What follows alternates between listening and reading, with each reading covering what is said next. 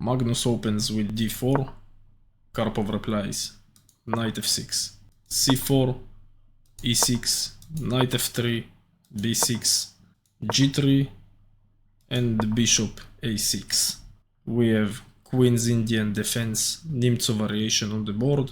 In this position, Magnus plays b3, which is the continuation of theoretical line.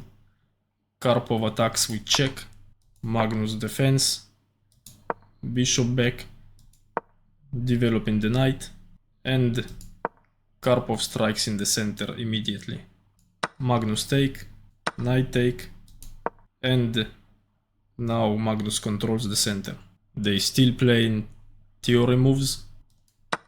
Bishop takes, king takes, knight back, and developing the bishop. Black castles. White hides the king. Look at this. Karpov need to develop the knight, and Magnus already finished development. But Karpov decides to attack. Magnus counter-attack, knight b5. Karpov replies, the best move, a6. Why he allowed this, you ask?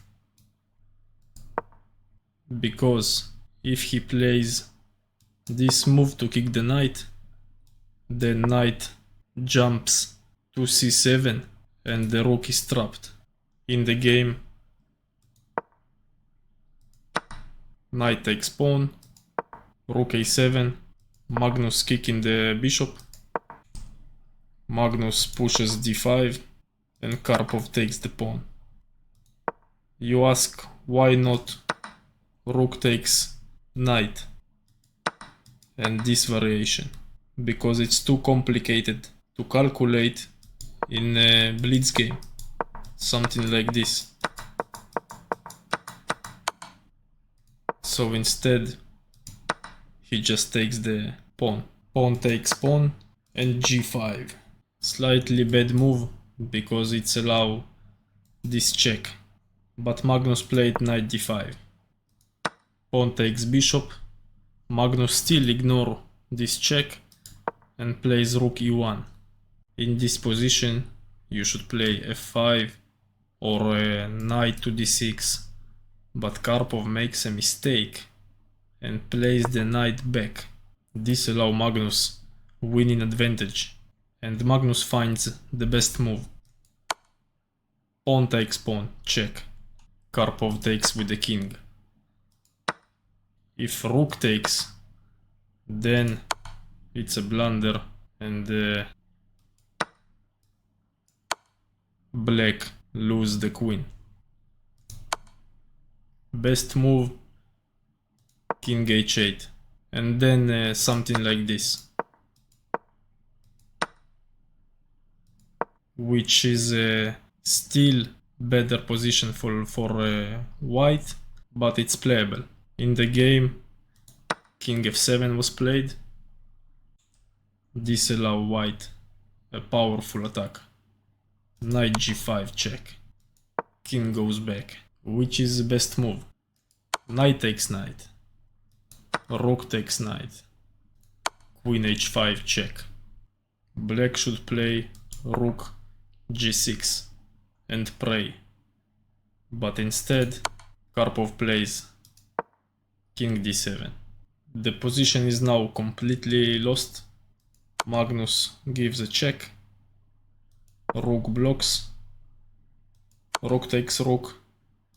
Bishop takes rook. Best move, queen takes h7, because now if kings move, then it's allow this check. And now every move that the queen makes is a mistake. Here you can't because of this check. And this, here you can't because this, and you lose the queen. Every move is lost.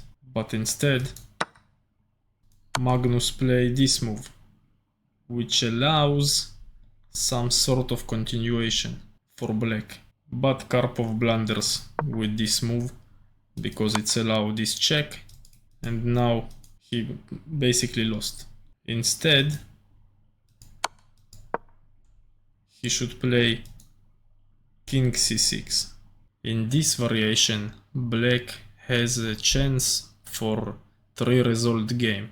It goes something like that.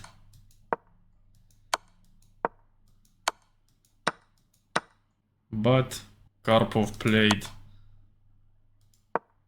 bishop e7, followed by rook d1 check, and Karpov resigns immediately. In this position, the best move is king c8, but after rook takes queen, king takes rook, check, king moves, knight takes pawn. Even with the best moves, this is not playable position. This pawn's running forward, black pawn's too slow, and Karpov decide that it's enough.